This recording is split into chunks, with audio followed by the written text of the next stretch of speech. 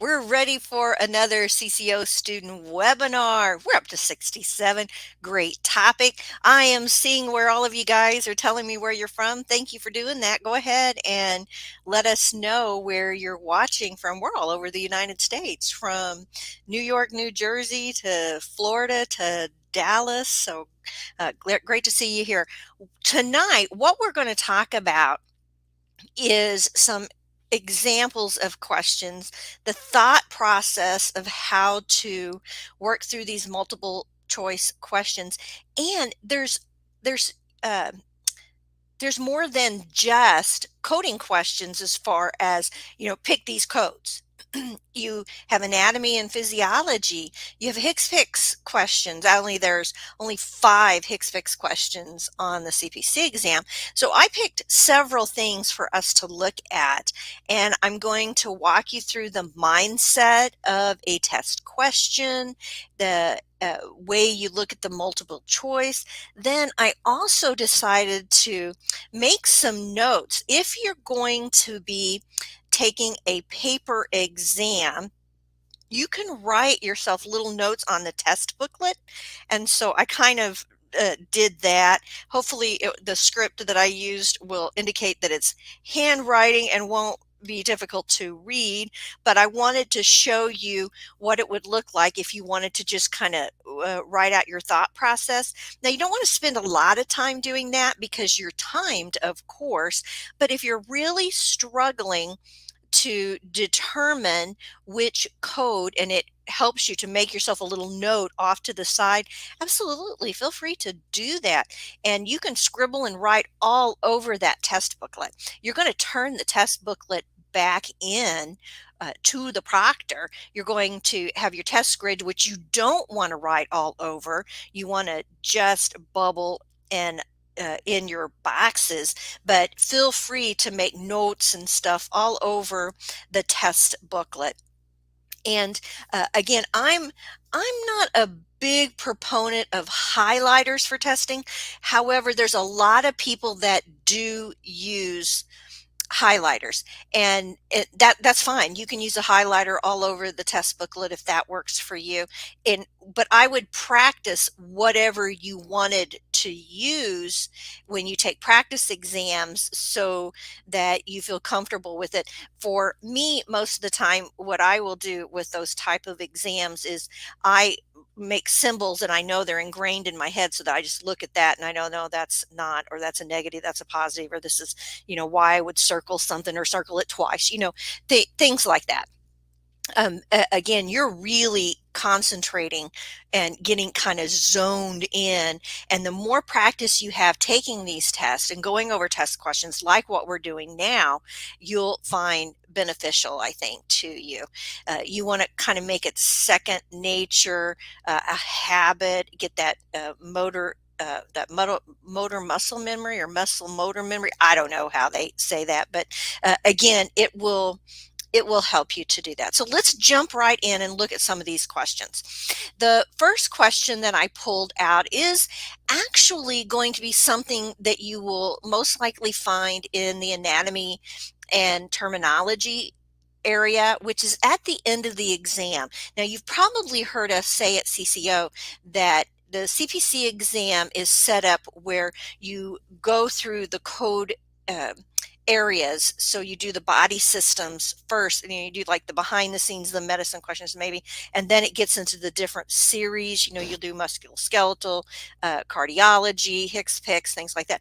But all of the really easy questions that are no-brainers, they should be, if have a really acute knowledge of the anatomy and terminology, and even medicine, pharmacology, you'll be able to get through those without looking things up. And so these are at the end of the exam, like 150, 149, 148, etc. And so a lot of times you want to do those backwards if you have any trouble with time. So let's break this question down. Before we even read the question, I suggest you always give the choices kind of the old hairy eyeball. Look at them and tell yourself, what is it that they're going to ask me about? Okay, well, obviously it says percutaneous endoscopic. Then the other two via natural artificial opening endoscopic. Okay, so they want to know if we know what percutaneous and endoscopic means, obviously, right? Now I'm going to read the question. Which surgical approach is defined as entering the body by puncture or minor incision, okay, of instrumentation through the skin or mucosous membrane and any other body layers necessary to reach the site of the procedure? So they're going in to the body. Now, feel free when you're looking at these and we're discussing them, go ahead and put in the chat what you're thinking.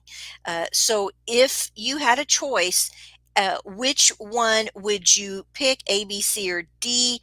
If what does it mean to go into the body?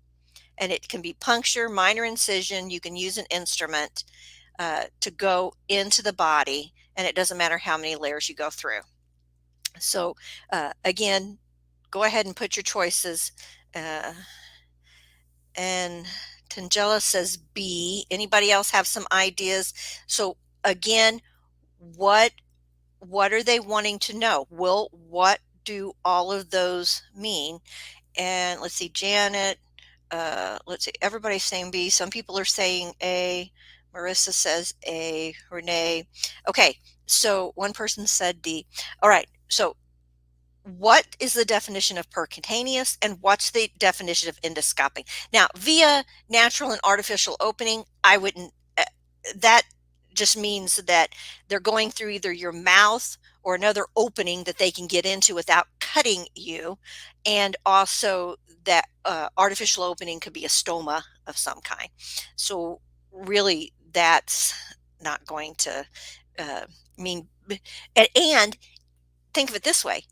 Actually, C and D are not applicable because if you're cutting into the body, puncture, minor incision, or instrument, why would you wouldn't be using an opening that's already there, whether it be natural or artificial. So we could rule out C and D actually. Okay, so now you need to know percutaneous or percutaneous endoscopy. Now, Lori says it helps to know what all the natural openings are. I always get confused with PC approaches. Absolutely, that's true. And so for the most part, I think you guys are saying A or B. All right. Now we've kind of got some good averages, except for Luna. I don't know what that symbol is. She's written a symbol in there, but it doesn't, I don't know that symbol. Okay, so let's check. The fact is that endoscopic just means looking. That's all it means, looking. And endoscopic isn't getting into the body anyway. Percutaneous means that you're going into the body. Okay. And so B, percutaneous endoscopic, means you're going into the body. We've got to puncture or get into the body somehow, and we're going to look around. Okay. So actually, it's just a percutaneous. It doesn't say anything about looking around. The answer is actually A. Now, what 2Hood268, I don't know what their name is B is with a scope. You're right. So again, oh, Donna says that was a Japanese first valve. Thank you. So what is considered a minor incision? Uh, a minor incision is just a small cut going through one layer. So percutaneous, going into the skin, or getting into the body. However, if we're going to look, then That's endoscopic. And someone had mentioned this, oh, this instrument throws me off. Yes, but it doesn't matter how they do it. It says through the skin, right? So how do you get through the skin? Well, going through the skin is percutaneous, right? And again, so what are you going to write yourself a note? You need to remember that an endoscopy is a procedure used in medicine to look inside the body. So endoscopic equals look. That is what I would put. Okay. And in fact, I would uh, say put that in your manual. In fact, I would, where would you put that? Put that in the very beginning if you have to, but somewhere in your notes, write percutaneous equals, no, endoscopic equals look. And that's probably what I should have wrote, because then that would have been a less writing. You want to write as little as you can. So again, uh, uh, that's smart. You can use a needle. You can use a scalpel, like Lucas says. Uh, it doesn't matter how you get into the skin. It's still going in percutaneously. If you go in and look around, that's percutaneous endoscopic.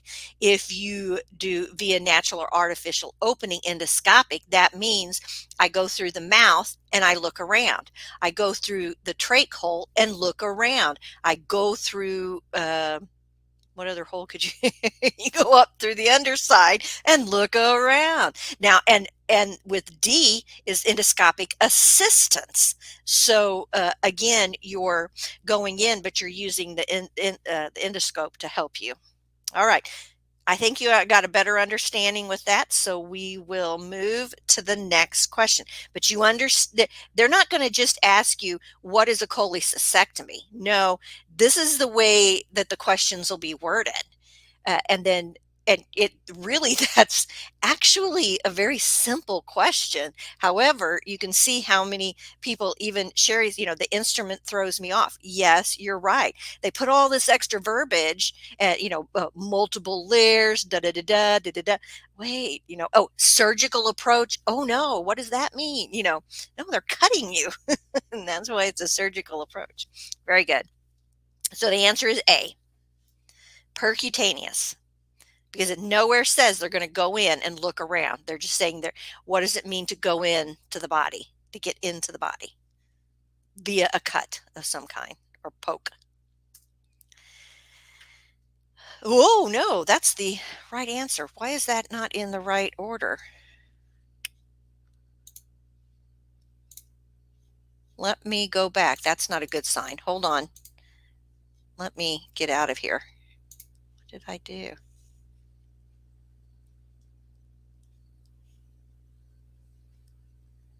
That's weird.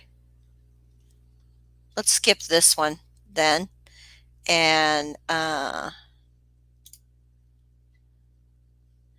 do that one, because that was pretty big deal. Let me just move this. See if I can get this, make it smaller. Nope. Apologize for that, guys, but that took away my really good question. Let's go into this one. Rheumatoid myocarditis. What's the ICD? Now we're going to break this down. We have two areas. The reason that I picked this question is because before you even crack open your book, your ICD manual, you have to ask yourself, M codes and I codes.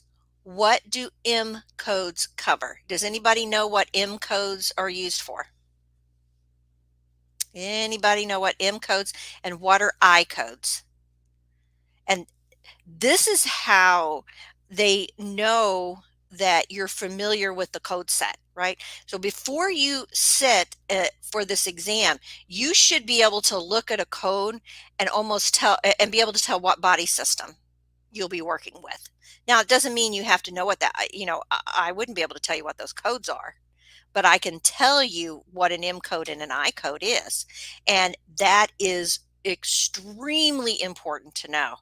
right? And there's little ways to divide up and tell yourself. So most of you, Lucas and me and Sherry, you're all saying M, musculoskeletal. Absolutely, M. That's easy to remember. I is heart codes. One person, Laquita said, and ICD and hypertension. Exactly. And so therefore, anything that has to do with the heart, vascular, ischemic is the best way.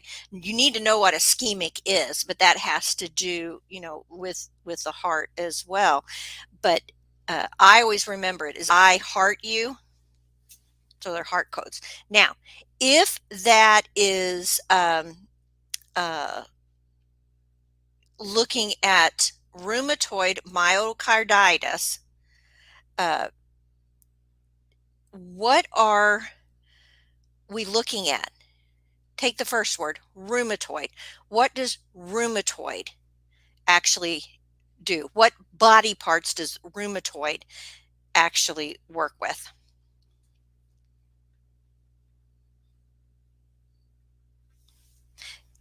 Marie, Marcy made a comment about endoscopic. We'll come back to that. I won't leave it out. Anybody know what body parts rheumatoid affects? Sherry said joints. Mary said, Morales said B, joints, hands, bones, yes, arthritis, musculoskeletal.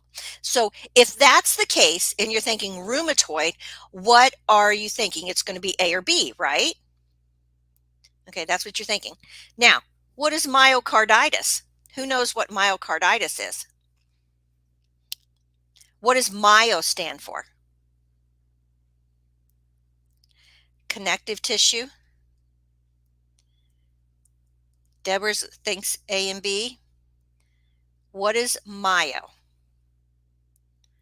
Myo is actually muscle pertaining to the heart. Card, myocard. Card is heart, cardiology, the heart of muscle. Inflammation around the heart. Correct, Sherry. So we're still dealing with muscles, right? When you say the muscle of the heart. However, what's carditis? Inflammation of the heart muscle, myocarditis. So could it be an I code, or do you still think it would be an M code? Okay, let's back up. Can rheumatoid be used for on the heart? Can you have a rheumatoid heart? Something that has to do with rheumatoid. Now, the key is everybody's saying M code. So the key is, what is rheumatoid? Now, I don't mean rheumatoid arthritis. That's joints. What's rheumatoid? Rheumatoid is actually an autoimmune disease. And you can have you can have osteoarthritis, which is an inflammation of the joints, right? That happens with age.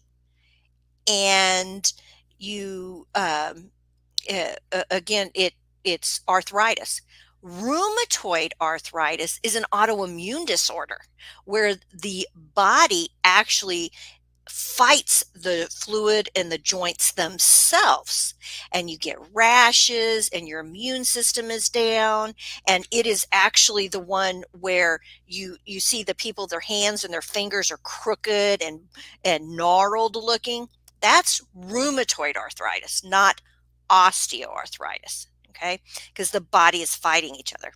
So actually it's not A or B, it's going to be C or D, because it's rheumatoid heart muscle. Okay. That's right. Deborah said, wait, that would be an I code. You're right. Now, let's throw out A and B, because yes, the first thing you think of is rheumatoid. Oh, yep, that has to do with the muscle. No, actually, rheumatoid has to do with no muscle per se. It's actually rheumatoid is an inflammation that's an immune disorder. Now, uh, then you think, oh, myocarditis, that's has to do with the heart. So it's an I code. So we can throw out A and B. Now, what do you know about nines in ICD-10? When you see a nine after the decimal at the end of a code, what does a nine tell you? And you should know this. You need to write a note about this to yourself. Anybody know what that nine and eights and nines, predominantly nines, not otherwise specified, correct, Cindy? Hmm? Anybody else know what a nine, unspecified or other, right? So it's kind of uh you know oh, I'm sorry, I'm getting entrapped in all the messages. You guys are really, you're right. Nine's usually unspecified. So rheumatoid myocarditis, is that unspecified?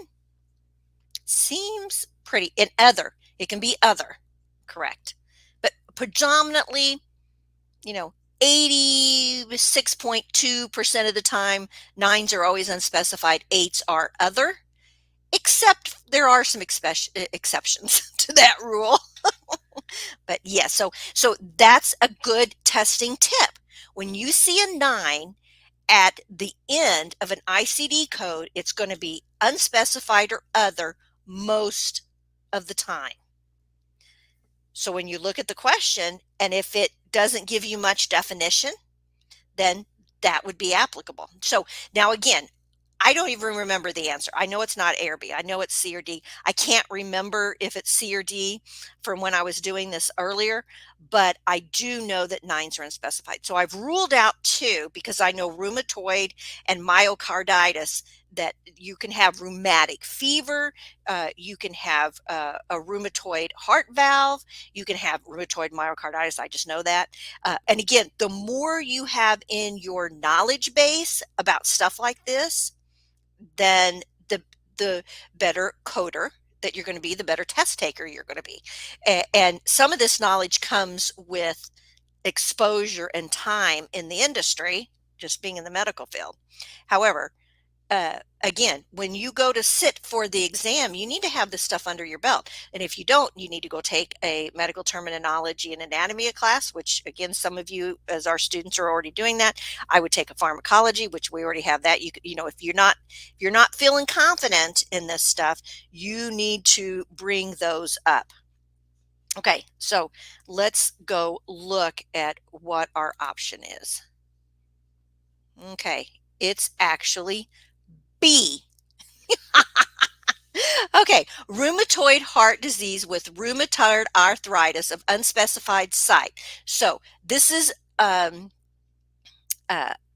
the fact is they don't tell you what the site actually is. All right, now, okay. So M05.30, rheumatoid heart disease with rheumatoid arthritis. And this is the way you look it up. You go look in the index. Well, you can go look at the code itself, and that's what you would do. But if you have to go look it up, then you are going to look up myocarditis. That's what the patient has. They don't have rheumatoid, they have myocarditis. Okay. Then what type of myocarditis do they have? Rheumatoid. And then that's going to direct you to go to MO5.30, and that would be the correct code because it's unspecified site. Now, someone caught that I40 has an exclude. So let me just bring up real quick. There it is, Sherry. I'm going to bring up the I41.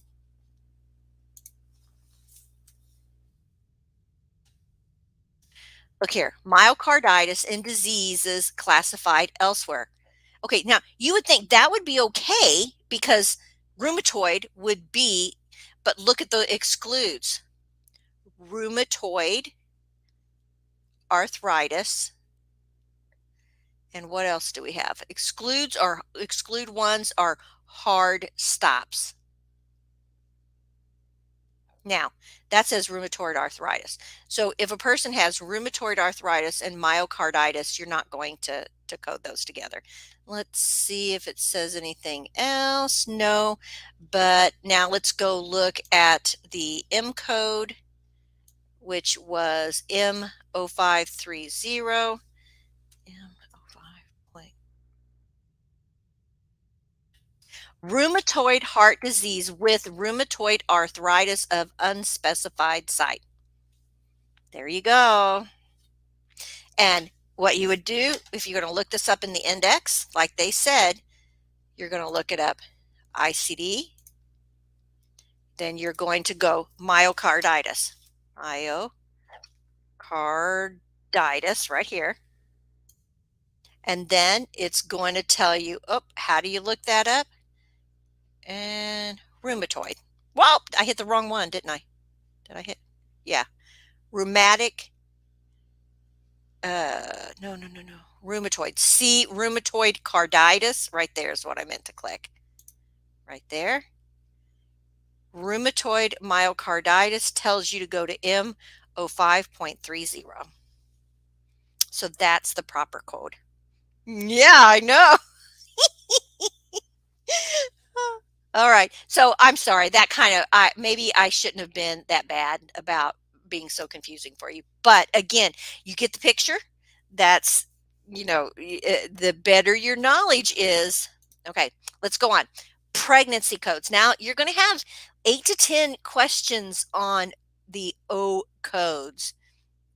Yeah, Sherry says you threw me off. Yes, I did. I'm sorry.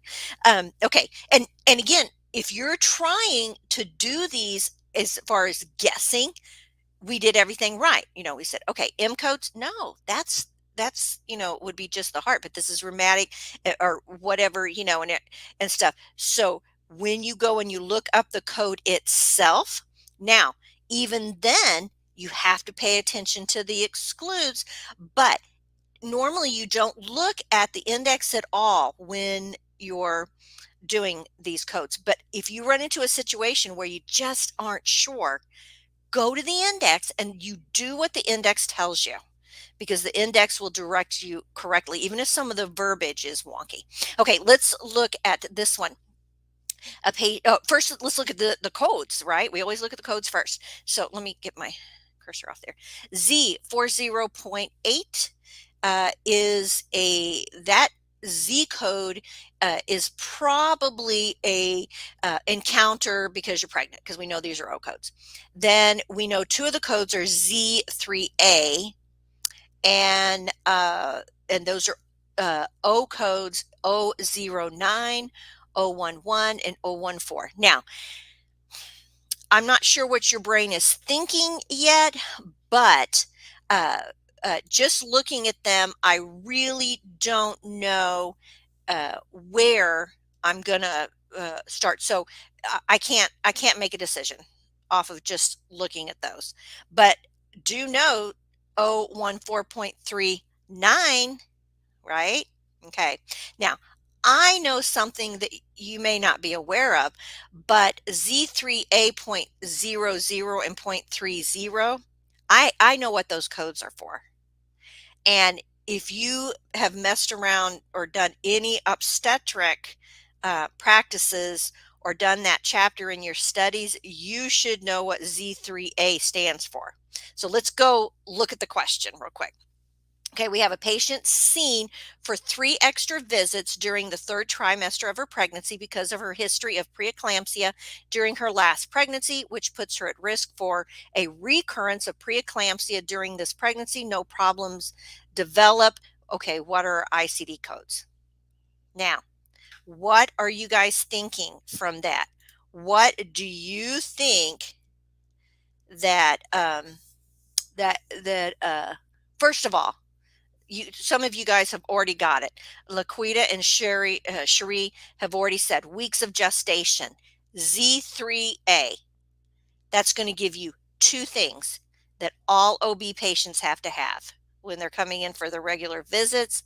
It's week of gestation And one more thing. What other thing? There's one more thing. Z3A stands for weeks of pregnancy, so weeks of gestation, but there's one more area that after the decimal tells you. Anybody know what that is? Just off the top of their head?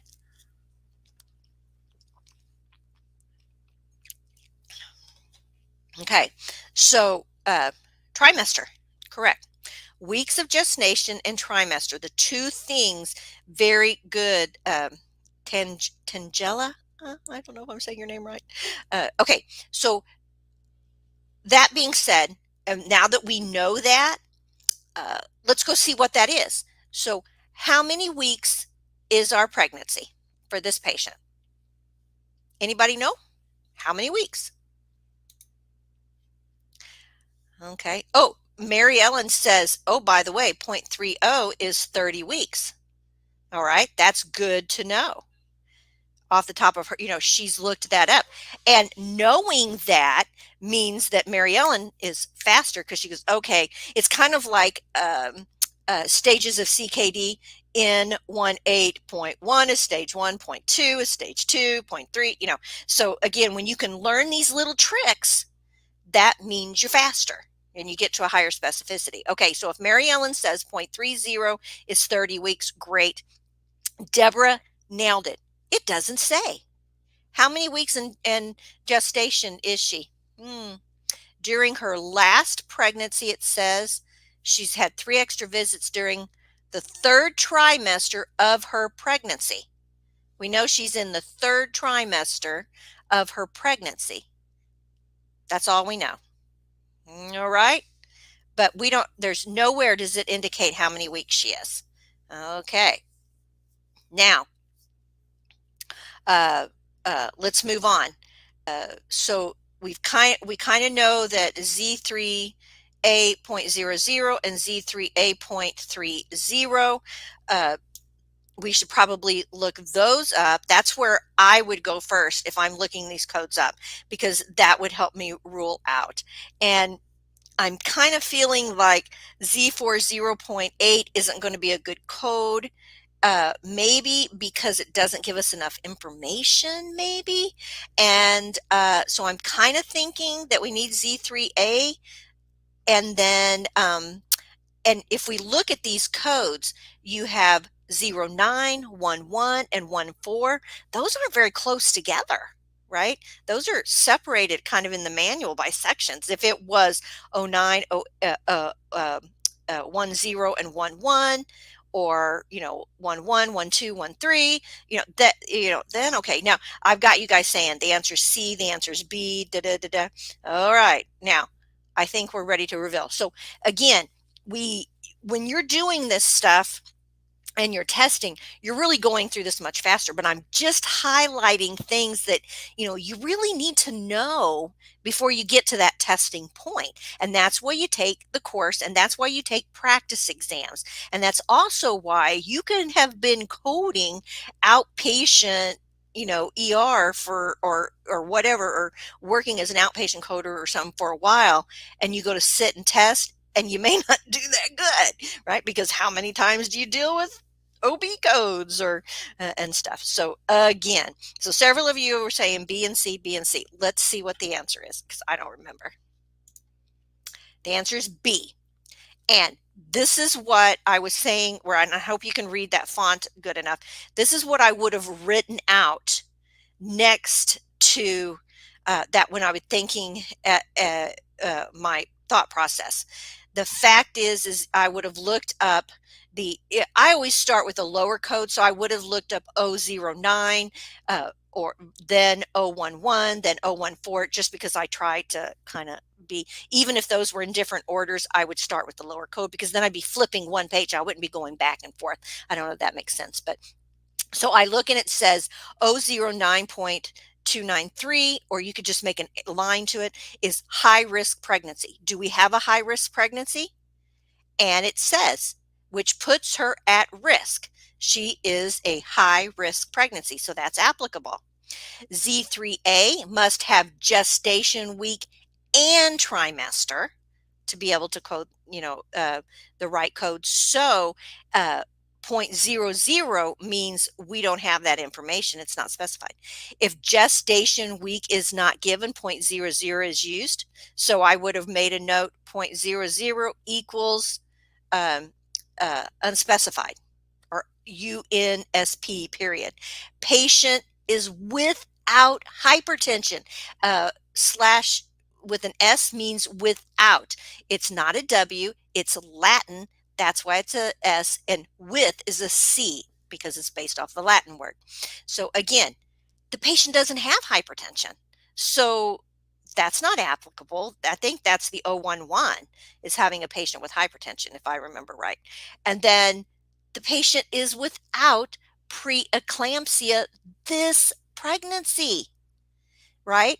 She's at high risk because she had preeclampsia the other time, and it says no problems develop. So the bullet points to get to the right answer, because I have multiple codes that I'm dealing with, and I can't really rule out. Of course, I kind of ruled out A, but the fact is we always need a gestation and week. We don't have all of that information, so it tells us we have to use 0.00, which actually means, if I remember right, unspecified or whatever. And then they tried to trip you up by saying the patient had, hypertension, preeclampsia. Well, if you narrow in on that and you don't pay attention to the question, then your brain is going to think, oh, my patient has preeclampsia. She doesn't have preeclampsia. She had it in the past. So if I were going and looking at this, then I would say her last pregnancy, I would have wrote had next to preeclampsia, something to help me. Again, just to write notes all over that. Now let's see. We know it's not the C because Z code indicates 30 weeks, which we don't know how many weeks. Correct. Correct. Yeah. So, all right. Let's see. I'm just looking at some of your uh, uh, stuff that you guys are mentioning. Very good. Very good. Okay. So I think you get the understanding. We broke it down. We kind of, what do we need to do for our thought process? And we're going to be doing this quickly. And that's why experience makes a difference. Expose yourself to as many practice exams as you can. And this is what your course does. It tells you this type of information and exposes you to it. I know somebody said that they use Carol Buck's, I think, ICD-10 manual. I love that manual, but we use Carol Buck's for our course, her step-by-step books. They're brilliant, and they bring up stuff like this all the time. They expose you to unique things. All right, here's a new one. So now it's time to really start looking at CPT. We've mentioned so many times, you either love CPT and dislike ICD, or vice versa. Now, Laureen had always been a real CPT person because back when she was having to do the coding and billing, and she had a lot of billing knowledge, it was all based on CPT codes. Me, I'm a blood and guts disease process person, so ICD really resonates with me. That being said, when you look at these questions, and majority of your questions are going to have both CPT and ICD codes with them, you'll gravitate towards, what am I going to look up? Well, I always look up an ICD because I can look at an ICD code and I can almost tell you what it is just by looking at it. And there's other people that look at a CPT code and say, oh yeah, that's going to be some type of imaging radiology because it's a 7. It starts with a 7, or so on and so forth. So again, whatever you expose yourself to, you get familiar with, and whatever you really enjoy, you pay more attention to. So either way, that's going to be good. Okay, so let's look at this. All I see on this, this is an I1C, is that these codes are right next to each other. So remember, I told you I'll always look at the lowest code and then go progress forward. So if I'm going to look these code up, I would look up 66982 first, because I know it's going to say 82, 83, 84, 85. Okay. And The fact that they have LT on these, that is the modifier for left. And so the first thing I'm going to go is look and see now, is it the left eye? And then I see over here, right there, session in the left eye. I don't see anything else. Okay, that tells me that it's going to be B, C, or D, because whenever laterality is involved, uh, unless the code and and CPT really doesn't do this. They rely on modifiers, but ICD will be have built into the code laterality, right? You have an abrasion on the left hand or the right hand, things like that, and it's built into the code. You don't have to use a modifier or any other way to explain it. It's either uh, it's either left, right, bilateral, or unspecified. Okay, but with CPT, I would rule out A right away just because I know it says left eye and LT means left. All right. Now, but I'd still start if I'm going to go look in my manual 66982, and then I don't have to go this way and that way. I don't have to go to the 4, then go to the 2, then 3 and 5 when I'm turning pages, which is all going to be on one page. Now I'm going to look and read what we got. We got a patient undergoes an intracapsular cataract extraction with insertion of IOL prosthesis in one surgical session in the left eye. All right. Do you guys know what IOL means? Do you know what an IOL prosthesis is? And quite honestly, I wouldn't. But I'm going to assume, because I'm looking at the question, it's probably intrascapular, something about ophthalmic lens. I'm thinking that's what it is. Because anytime you put in a lens, when people have cataracts, they take the lens out and they put a new one in. So I would say it's an and Donna says, and Mia says intraocular lens. Okay, that's what it stands for.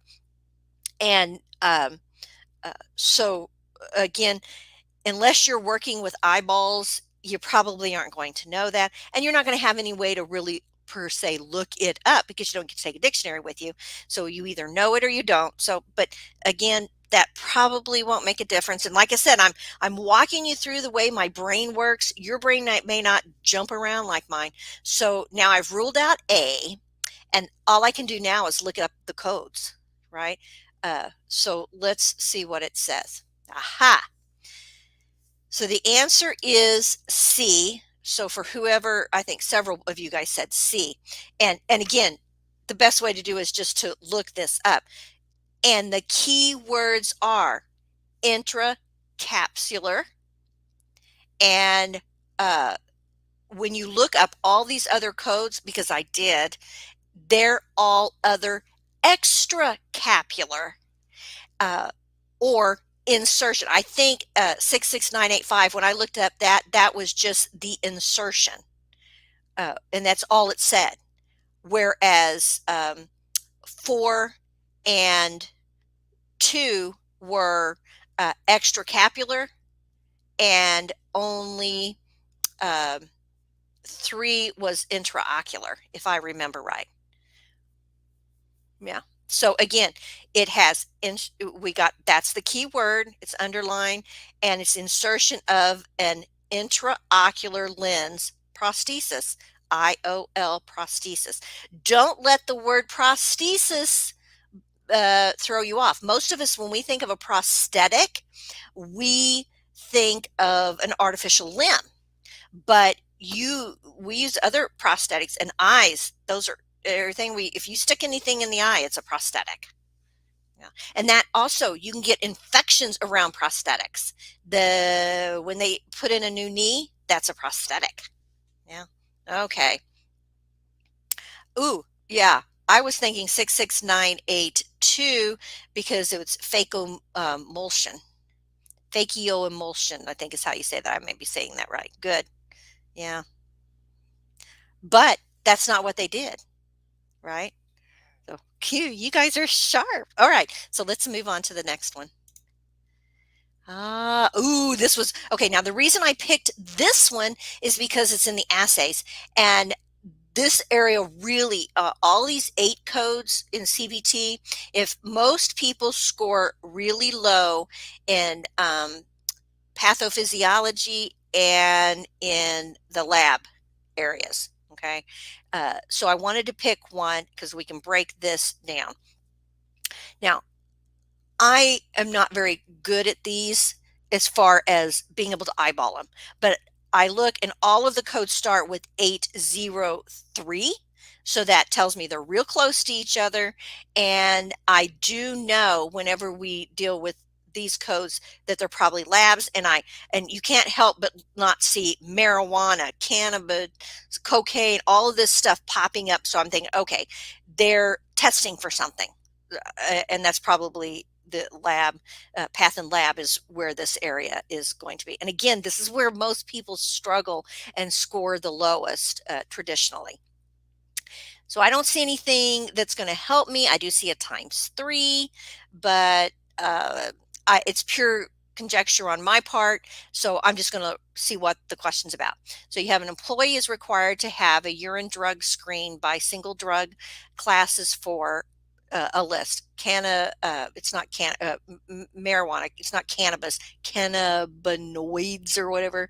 Marijuana, cocaine, ethyl alcohol. All right. Now, just that being said, if there were ICD codes, then employee required would be pertinent, but we're only doing CPT because there is a code for mandated drug testing, and that would be an employee or the court telling you that you had had that. Okay, so but we don't.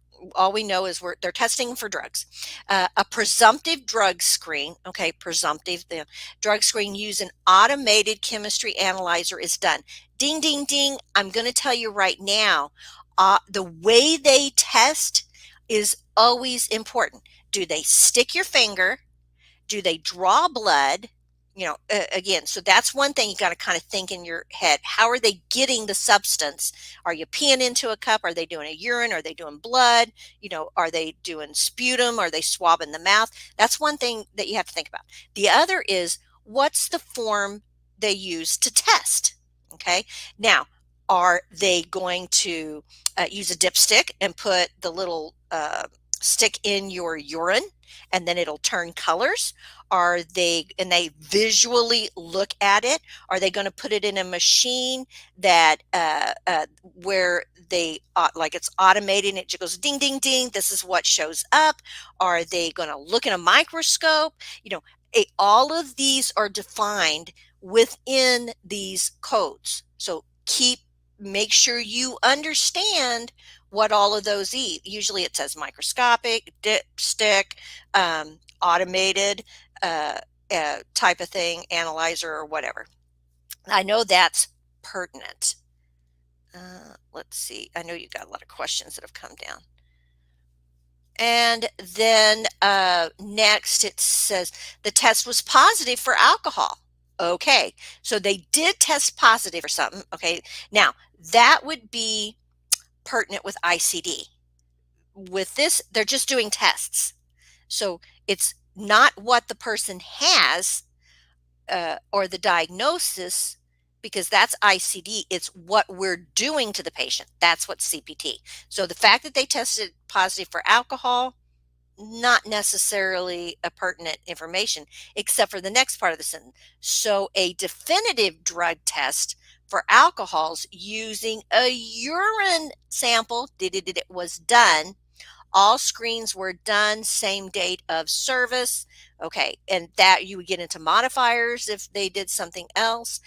So we did urine drug test. We did an automated chemistry analyzer, and then they turned around and did another drug test on the urine. And it doesn't say exactly how that was done. So let's go ahead and look at those are the things that jump out at me as pertinent. Oh, I'm sorry, I used my. All right. So with this one, what I did was I went ahead and my brain would have in the test booklet, I would have underlined automated chemistry analyzer alcohol. Okay. And I probably would have done urine too. There you go. Now, if you look up these codes, you can rule out the two codes right away. Let me just see if I said why. No. So no. Let's okay. So I meant to bring in my where did it go? Let me just do this. I was going to bring up these codes, but I think I got rid of my encoder. Sorry about that. So we're almost to the end. So I'm going to let's see. I want that up. So let me just go get it real quick. I guess I accidentally hit the. So I'm going to look up 80306 because there's two choices. 80306. Oops, I put a 5 in there. Oh, 80306. Drug test, presumptive, any number of drug classes, blah, blah, blah. Okay. And it says same validation when performed per date of service and includes sample validation read by instrument assistant direct optical observation. No, they didn't use direct they didn't look at it. They put it in a machine to analyze it. So 80306 is out. So the other one was 7. And look, here it is. Yeah, analyzer. They used an analyzer. Chemistry, they used the instrument. So we know it has to be 80307. So we get to knock out A and D. So then we didn't have to worry about whatever that times 3 meant. And then the next code was 80320. And actually, I'll just do this. 80320, alcohol. Definitive drug for alcohol. And then our other was to do 21 and 22. And that was biomarker. Okay, well, let's go see what this code says. Just testing for alcohols. And then, of course, this is not in your manual, so you can't use that. But I did make a note, if you see there, that there is no mentioning of testing for alcohol biomarkers. So C is out. The answer is B. What do you think? Did that make sense to everybody? 803, see drug testing subsection in my book 1 are out of sequence. Very good. Yeah, 803s could be out of sequence. You guys are awesome. Okay, before we get to that last slide, let me just go back up to that one that obviously I screwed up and didn't put the test. I don't know what I did, and I accidentally got rid of the test question. The test question was about secondary diagnoses. What is the definition, more or less, of a secondary diagnosis, which is applicable? And it ended up being all the above. So what you need to know what a primary diagnosis, and a secondary diagnosis is, and if it's multiple diagnoses, then again, it is conditions that coexist at the same time of admission, okay, secondary, that develop subsequently, yes, that could be secondary, or that affect the treatment received and or length of stay. Okay, that's all true statement about a secondary diagnosis. Diagnoses that relate to an earlier episode which have no bearing on the current inpatient admission should be excluded according to the UHD S. Now, the UHDS, I would look that up, Uniform Hospital Discharge Data Set. That is important. Okay, you might get a test question on about it. And only diagnoses that are are monitored, evaluated, or treated should be documented as secondary diagnoses. So, uh, what you have to think about is when you have a diagnosis and they show, like two, it's important whatever the reason you're being seen that day is your primary. Now, can you have equal? Yes. But if you're in observation, you're going to have a primary and secondary, most likely. Okay. Hey, Alicia, real quick, can you go full screen with that slide so Yep. they can read it? Thanks. I'm sorry. Four. Good point. Okay. Just go to four here. There we go. Much better. And again, I'm sorry about leaving off the question, I guess, when I did it, I messed up. But look up the definition of secondary. This is in your manual, in your coding manual guidelines. All right. So make sure that you take time to look at things, terminology and verbiage that is straight out of the guidelines that you'll be tested on. And this one is a big one. All right, now we can go ahead and go down to the last question. Okay, these wrapping up. What do you really need to know? First, pay attention to the details. See how we talked through these questions and these details. And again, your brain probably doesn't work like mine. However, that's why you're going to take multiple practice exams and see what type of note taking works best for you. You hopefully have already done the BAT technique. You've bubble highlighted and annotated technique in your CPT manual. We have annotations for the ICD manual that are pertinent throughout the manual. It saves you time by going in and investing in getting these manuals are marked up. That's what you're being tested on, your knowledge of these manuals and how to use them. And then rule out every time that you can rule out, do so. Now, what I would suggest, if you're not sure if you should rule out that one, instead of just drawing a line through it, because I do the lines, maybe just do a line through the A. It's like, I'm not sure, but I think, off the top of my head, yeah, let's knock out A. But you're not sure. So when you go and you look up the codes, you're like, oh no, it's definitely out. Then run a line through it. Because if you have to come back, then you don't have to overthink it. Okay.